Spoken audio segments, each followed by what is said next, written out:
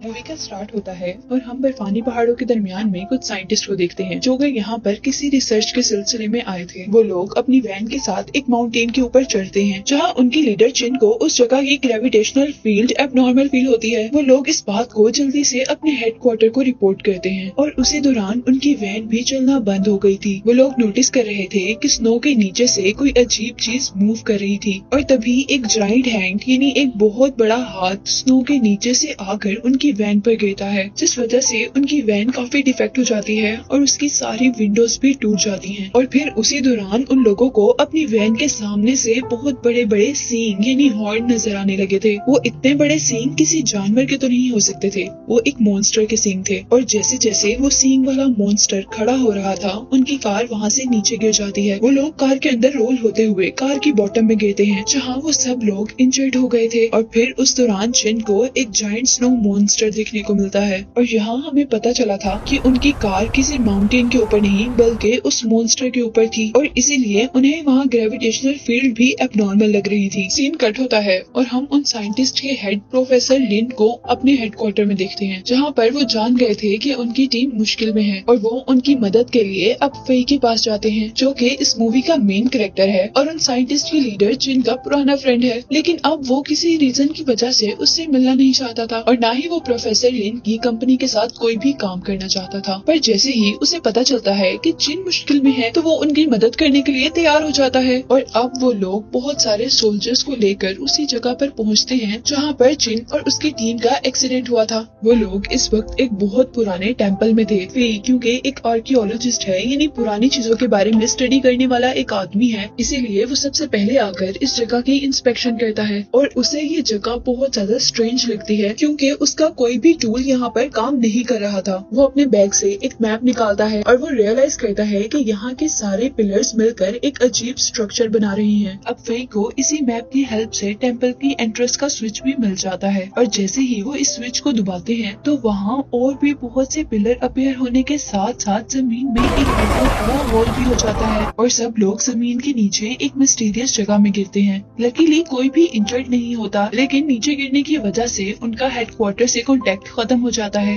अब हम देखते हैं कि वो लोग यहाँ से निकलने का रास्ता ढूंढ रहे थे, जिस दौरान उनको वहाँ पर बहुत से स्केलेटन नजर आते हैं जो कि फेई के अकॉर्डिंग हजारों साल पुराने थे। और अब करीब जाने पर उनको पता चलता है कि ये सोल्जर्स के स्केलेटन हैं जिनके सर के पीछे बहुत बड़े बड़े सुराख हुए हुए थे और इस बात पर वो लोग हैरान थे कि ऐसा कैसे हो सकता है। वो लोग जैसे जैसे केव में आगे बढ़ते हैं तो अचानक उनका एक साथी जमीन पर गिर जाता है और देखने पर उन्हें अपने साथी के सर पर भी बिल्कुल वैसा ही होल नजर आता है जैसा उन स्केलेटन्स पर था। पीछे देखने पर उन्हें वहाँ पर एक बर्ड नजर आया था और कुछ सेकंड में ही ऐसे बहुत से बर्ड्स ने उन सब पर अटैक कर दिया था। वो लोग अपने डिफेंस में वहाँ पर फायर कर रहे थे, लेकिन वो बर्ड्स बहुत ज्यादा थे जिनको फायर से मारना आसान नहीं था। सभी लोगों की बुलेट्स खत्म हो गई थी और वो जैसे ही अपनी गन्स को रीलोड कर रहे थे तो हम देखते हैं कि सिर्फ एक सोल्जर उन बर्ड से शाउट करते हुए लड़ रहा था और बाकी सब खामोश थे और यहाँ सारे के सारे बर्ड सिर्फ उसी सोल्जर के इर्द गिर्द थे। और यहाँ फेंग नोटिस करता है कि असल में वो बर्ड्स देख नहीं सकते और वो हमें सिर्फ आवाज से ही फॉलो कर रहे हैं। और फेंग के ये सोचते सोचते वो सारे बर्ड उस शाउट करने वाले सोल्जर को हवा में उठा लेते हैं और फेंग अब जल्दी से सबको खामोश होने को कहता है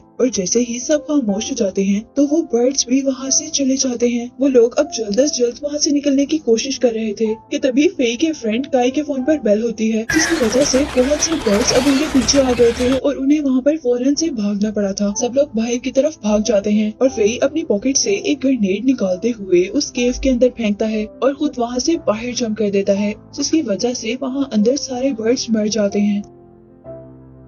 उस केव से बाहर आने पर वो स्नो में एक बहुत बड़ा ऑब्जेक्ट देखते हैं, जैसे वो ऑब्जेक्ट मून हो, जिसे देखकर प्रोफेसर लिन सोच रहे थे कि ये जरूर यहाँ की एबनॉर्मल ग्रेविटेशनल फील्ड का नतीजा होगा। अब प्रोफेसर लिन ये सारी चीजें छोड़कर अपनी टीम को ढूंढना शुरू करते हैं और यहीं पर अब फेई को स्नो के नीचे एक कार की हेडलाइट्स नजर आती हैं और वो इमेजिन करता है कि शायद कार यहीं पर क्रैश हुई होगी। और साथ ही दूसरी तरफ एक और आदमी को वहाँ पर एक कैमरा मिला था, जिस कैमरे से ये बात तो कंफर्म हो गई थी कि उनकी उनकी कार यहीं पर क्रैश हुई थी और साथ ही उस कैमरे की फुटेज से उन्हें इस चीज का भी पता चल गया था कि चिन अभी भी जिंदा है। अब इससे पहले कि वो लोग ये सोचते कि उन्हें आगे क्या करना है, एक सोल्जर को अपने करीब स्नो में कुछ मूवमेंट फील होती है, जहाँ से कुछ ही सेकंड में एक बहुत बड़ी शार्क निकली थी जिसने उड़ते हुए एक ही वार में पूरे के पूरे आदमी को अपने अंदर निगल लिया था। अब यहाँ पर सारे लोग उस शार्क को शूट करना शुरू कर देते हैं, लेकिन क्योंकि वो शार्क स्नो के अंदर थी इसीलिए उस पर सोल्जर्स के किसी भी अटैक का असर नहीं हो रहा था और उसने बचते बचाते यहाँ पर एक और आदमी को भी हंट कर लिया था। अभी वो सब लोग यहाँ से भागने का सोच रहे थे कि तभी उनके नीचे स्नो में से वही शार्क जंप करती है, जिसकी वजह से वो सारे के सारे लोग दूर गिरते हैं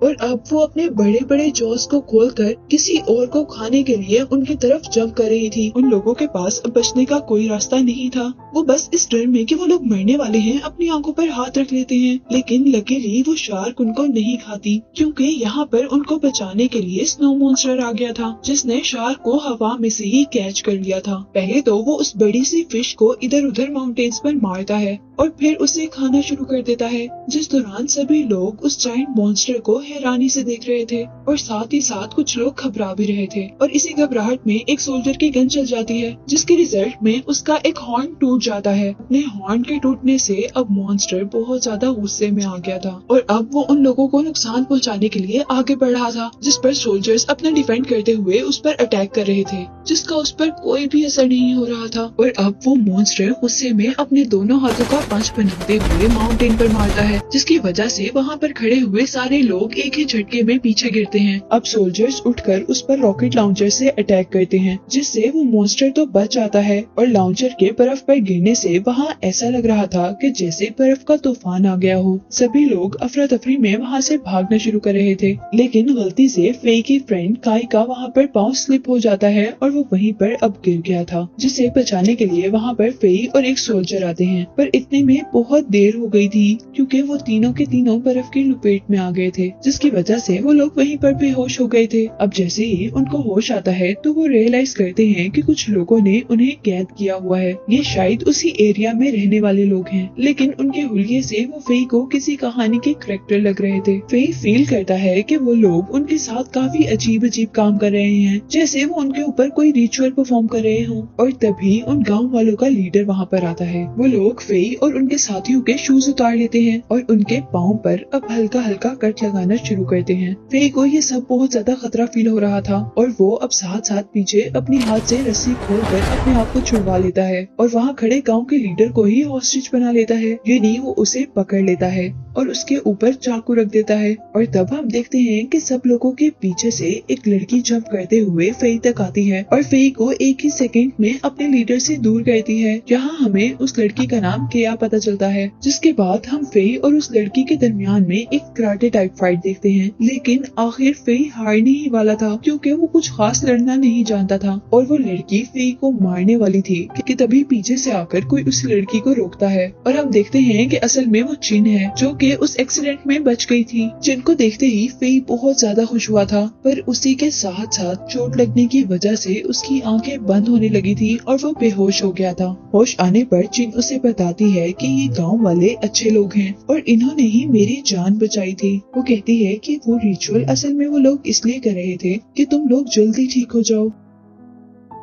यहाँ वो फेई को बताती है कि इस रिसर्च के दौरान उसके सारे के सारे टीम मेंबर्स मर चुके हैं, जिसका इल्जाम वो अपने आप को दे रही थी। लेकिन यहाँ पर फेई उसे समझाता है कि तुम्हारी इसमें कोई गलती नहीं है। अब दूसरी तरफ हम फेई के बाकी साथियों को देखते हैं जो कि अपने साथ सर्वाइवल्स का पता लगा रहे थे और इसी दौरान अचानक जमीन जोर जोर से हिलने लग जाती है और यहाँ उन्हें स्नो मॉन्स्टर की खौफनाक और गरजदार आवाज दूर से आ रही थी, जिससे वो फौरन जान गए थे कि वो स्नो मॉन्स्टर यहाँ पर आ रहा है। और वो स्नो मॉन्स्टर भी बड़े बड़े कदम उठाता हुआ जल्दी से वहाँ पर आ गया था और अब सारे सोल्जर्स ने अपनी पोजीशन ले ली थी उस स्नो मॉन्स्टर के साथ लड़ने के लिए। वो लोग अब काफी हैरानी से उस बड़े से मॉन्स्टर को देख रहे थे, जबकि प्रोफेसर लिन तो जैसे उसमें खो ही गए थे। और फिर वो अपने सोल्जर कैप्टन को बताते हैं कि उनको हमेशा से लगता था कि इस जगह पर कोई ना कोई मॉन्स्टर तो जरूर रहता है और वो यहाँ पर भी उसी की तलाश में आए हैं क्योंकि वो उसे पकड़ना चाहते हैं अपने अपनी रिसर्च के लिए, और अपनी रिसर्च से वो एक ऐसी टेक्नोलॉजी बनाना चाहते थे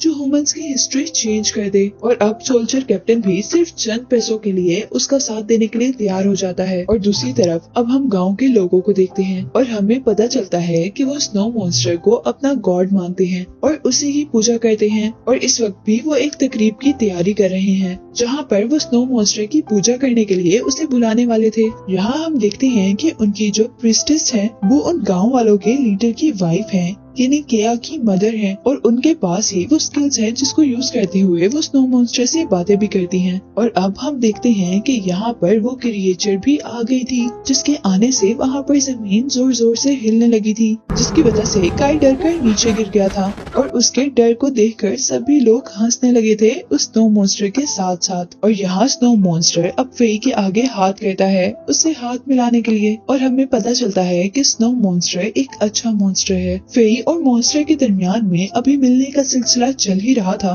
कि तभी मॉन्स्टर पर कोई रॉकेट लॉन्चर से अटैक कर देता है, और अब वो लोग दूसरे रॉकेट को भी लॉन्च करते हैं, जो कि लकीली स्नो मॉन्स्टर को नहीं लग पाता, लेकिन वो एक बर्फानी पहाड़ को लग जाता है, जिससे बर्फ टूट जाती है और वहाँ पर उनका सारा गांव तबाह हो जाता है। और हमें पता चलता है कि असल में ये सब कुछ प्रोफेसर लिन और उसके साथी कर रहे हैं उस स्नो मॉन्स्टर को पकड़ने के लिए। प्रोफेसर लिन जैसे ही मॉन्स्टर के पास आते हैं तो वो अपने साथियों को मॉन्स्टर पर अटैक करने को कह देते हैं, जिसे देखकर विलेजर्स को बहुत ज्यादा गुस्सा आता है, क्योंकि वो स्नो मॉन्स्टर को अपना गॉड मानते थे। वो लोग उनसे लड़ना शुरू कर देते हैं, लेकिन क्योंकि प्रोफेसर लिन की टीम के पास न्यू मॉडर्न वेपन्स थे और उनके पास ऐसा कुछ भी नहीं था, इसीलिए वो एक एक कर मर रहे थे। अब यहाँ हम किया को देखते हैं, जो कि अब कैप्टन से लड़ना शुरू हो गई थी। वो दोनों एक जैसी पावर रखते थे, इसीलिए उनके दरमियान में बहुत बुरी फाइट हो रही थी। यहीं पर वो स्नो मॉन्स्टर भी लिन के साथियों की गन शॉट से बहुत ज्यादा गुस्से में आ गया था, और वो उसके सारे साथियों को अब एक ही बार में वहाँ से दूर करने का फैसला करता है, और जमीन पर ऐसे हाथ मारता है जैसे वो टेबल से कुछ गन साफ कर रहा हो, जिससे वहाँ पर सारे इंसान गिरने लगते हैं। लेकिन जैसे ही उसका हाथ फेई और उसके फ्रेंड तक आता है तो वो अपना हाथ रोक देता है, क्योंकि वो फेई और उसके फ्रेंड को नहीं मारना चाहता था। यहीं पर हम देखते हैं कि लिन ने इस चांस को जाया नहीं होने दिया था, बल्कि मॉन्स्टर पर अब एक फायर कैनन से अटैक किया था, जिसके अंदर से निकलने वाली शॉक वेव ने अब सच में क्रिएचर पर बहुत असर किया था, और वो अब दर्द से घुर्रा रहा था। और इसी के साथ साथ वो स्नो मॉन्स्टर वहाँ पहाड़ी से गायब हो गया था, यानी वो नीचे गिर गया था, जबकि लिन के साथियों ने फेई के फ्रेंड्स को गन पॉइंट पर हॉस्टेज बना लिया था, यानी उनको कैद कर लिया था। अब यहाँ लिन को लग रहा था कि उसने मॉन्स्टर को हरा दिया है और इससे वो जीत गया है। और अब यहाँ पर जिन अपने प्रोफेसर से पूछती है कि आप ऐसा क्यों कर रहे हैं, आप असल में करना क्या चाहते हैं, आपको इस सब से क्या मिलेगा। जिस पर प्रोफेसर लिन उनसे कहते हैं कि तुम तो बहुत ज्यादा कायर हो, तुम जरा सोचो अगर वो मॉन्स्टर हमारे हाथ लग गया तो हम अपनी टेक्नोलॉजी से क्या क्या नहीं कर सकते। अब प्रोफेसर लिन प्रिस्टेस पे गन पॉइंट करते हैं और उसे कहते हैं कि तुम दोबारा वो पूजा करो जिससे तुम मॉन्स्टर को यहाँ पर बुलाती हो, लेकिन प्रिस्टेस ऐसा करने से इनकार कर देती हैं और प्रोफेसर लिन उनके हस्बैंड यानी उस गांव के लीडर को उसकी आंखों के सामने मार देते हैं। प्रिस्टेस को अपने हस्बैंड की डेथ का बहुत ज्यादा दुख था, लेकिन प्रोफेसर लिन के आदमी उसे और उसकी बेटी किया को वहाँ से लेकर चले जाते हैं, जहाँ अब फेई और उसके साथी को सोल्जर्स ने पकड़ा हुआ था, जबकि प्रोफेसर लिन प्रिस्टेस और उसकी बेटी को वहाँ पर लेकर जा रहे थे जहाँ पर स्नो मॉन्स्टर हो सकता था। असल में वो प्रिस्टेस से स्नो मॉन्स्टर की लोकेशन जानना चाहते थे और वो उन्हें उसी तरफ लेकर जा रहे थे कि रास्ते में हम देखते हैं कि एक सोल्जर को कोई चीज पीछे खींचती है और हमें पता चलता है कि यहाँ पर बहुत सारी शार्क्स ने उन पर अटैक कर दिया था। प्रिस्टेस और उसकी बेटी इस बात का फायदा उठाकर वहाँ से भाग जाते हैं, जबकि बहुत सारी शार्क्स जमीन के नीचे से उनको घेर लेती हैं। वो सभी लोग मिलकर उन शार्क्स पर शूट कर रहे थे, लेकिन क्योंकि वो बर्फ के नीचे थी इसीलिए उनका अटैक कोई भी असर नहीं कर रहा था। और अब उनको हराने के लिए प्रोफेसर लिन जल्दी से अपनी इलेक्ट्रोलाइट गन से एक शॉर्ट वेव को जमीन पर मारते हैं और कुछ ही देर में हम देखते हैं कि जमीन के नीचे बहुत सा खून नजर आने लग गया था, जो इस बात को इंडिकेट कर रहा था कि वहाँ पर सारी की सारी शार्क्स मर चुकी हैं। और यहाँ पर हम प्रोफेसर लिन को अपनी कामयाबी पर हंसते हुए देखते हैं, लेकिन जैसे ही अब उनकी नजर प्रिस्टेस पर पड़ती है तो उनकी हंसी गुस्से में चेंज हो जाती है और वो प्रिस्टेस को कहते हैं कि या तो तुम हमें स्नो मॉन्स्टर तक ले जाओ या हम तुम्हारी बेटी को मार देंगे। और साथ ही वो किया को पकड़ लेते हैं, पर किया कोई आम लड़की नहीं थी। वो लिन को अपनी कोनी मारते हुए उसके हाथ से गन ले लेती है और जैसे ही सोल्जर कैप्टन किया की ये हरकत देखता है तो वो उसे शूट करने का डिसाइड करता है। लेकिन प्रिस्टेस अपनी जान की कुर्बानी देकर अपनी बेटी को बचा लेती है। और प्रिस्टेस के मरते ही अब स्नो मॉन्स्टर को भी पता चल गया था कि प्रोफेसर लिन की टीम ने प्रिस्टेस को मार दिया है। और अब हम खुद ही स्नो मॉन्स्टर को वहाँ पर आते हुए देखते हैं। स्नो मॉन्स्टर को देखते ही वो सारी अपनी पोजीशंस पर आ जाते हैं उस पर अटैक करने के लिए। लेकिन अब की बार स्नो मॉन्स्टर हील होकर आया था और उसे उनके अटैक का कोई भी असर नहीं हो रहा था। यहीं पर अब प्रोफेसर लिन अपनी शॉट गन से उस पर शूट करते हैं, लेकिन स्नो मॉन्स्टर आसानी से साइड पर होते हुए उस अटैक से बच जाता है। और साथ ही वो अपने बड़े बड़े फुट से आगे कदम रखता है और अपने सामने आने वाली चीजों को अपने पाँव के नीचे दे रहा था। और उसी दौरान उसके पाँव के नीचे प्रोफेसर लिन भी आने वाले थे, पर वो बहुत ही होशियारी से वहाँ से निकल जाते हैं। और स्नो मॉन्स्टर अब अपने बड़े से हाथ से सोल्जर्स को मारता है और उसके एक छोटे से अटैक से ही वो सारे के सारे सोल्जर्स हवा में उड़ते हुए नीचे गिरते हैं।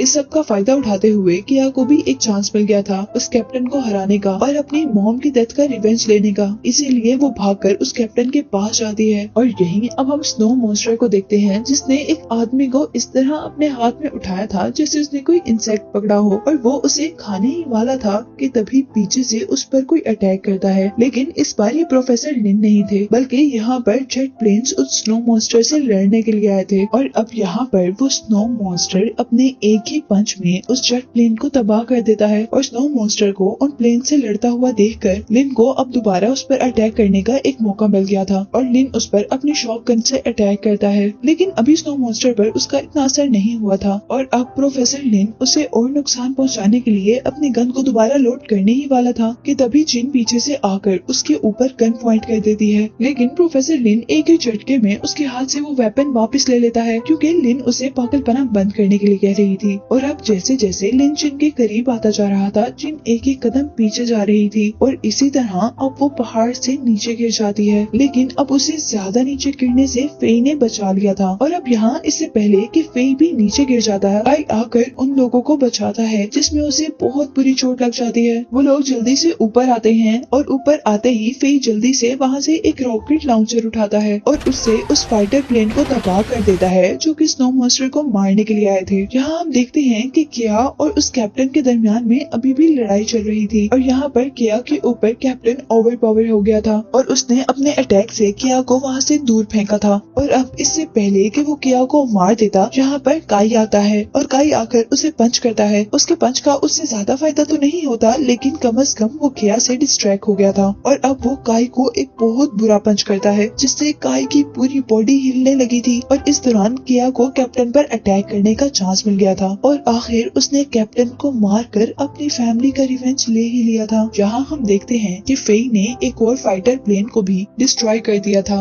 और उसका क्रैश होकर गिरने वाला एक पीस प्रोफेसर लिन के ऊपर गिरा था, जिससे प्रोफेसर लिन बहुत ज्यादा इंजर्ड हो गए थे और साथ ही वो वहीं बर्फ में कैद भी हो गए थे। जहाँ हम स्नो मॉन्स्टर को देखते हैं जो कि अब जल्द कर एक और फाइटर प्लेन को क्रैश कर देता है और यहाँ इंजर्ड और पैरालाइज होने के बावजूद प्रोफेसर लिन ने हार नहीं मानी थी और वो क्रिएचर को अब एक और बार शूट करता है। लेकिन उससे पहले कि उसका अटैक स्नो मॉन्स्टर तक पहुंचता, स्नो मॉन्स्टर अपने बड़े से हाथ से उसे क्रैश कर देता है। अब यहाँ पर स्नो मॉन्स्टर के सारे एनिमीज मर गए थे। वो जल्दी से उन लोगों की तरफ बढ़ता है जो कि उनके फ्रेंड थे, यानी फे, और उसके साथ ही वो क्रिएचर अपने फ्रेंड्स के लिए बुरा फील कर रहा था क्योंकि वो सब के सब जख्मी थे, लेकिन वो उनके लिए कुछ भी नहीं कर सकता था। और अब स्नो मॉन्स्टर उनको देखते देखते वापस चला जाता है, जबकि यहाँ पर हम देखते हैं कि फे और चिन भी अब यहाँ पर मिल गए थे। अब यहाँ पर वो तीनों बचने वाले वापस अपने शहर जाने वाले थे और वो जाने से पहले वहाँ के गांव वालों को शुक्रिया करते हैं क्योंकि उन्होंने बहुत कुछ किया था, लेकिन जाते हुए वो खुश नहीं थे। उन गांव वालों ने उनकी वजह से बहुत से सेक्रीफाइस किए थे और यहाँ तक के किया के पेरेंट्स भी मर चुके थे, लेकिन फिर भी वो दोनों टीम्स आपस में एक दूसरे की काइंडनेस के लिए एक दूसरे के लिए थैंकफुल थी और यही दिखाते हुए ये मूवी एंड हो जाती।